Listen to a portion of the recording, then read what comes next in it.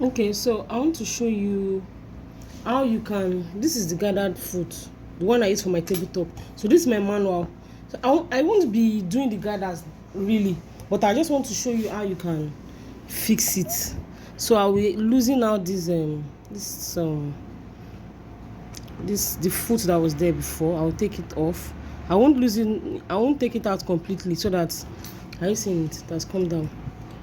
And this one, look at it. And sure, look at the other side. Okay, so I'll just put it in.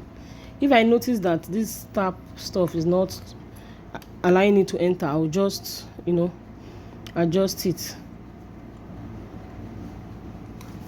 Yeah, so you have it. So it can work with it.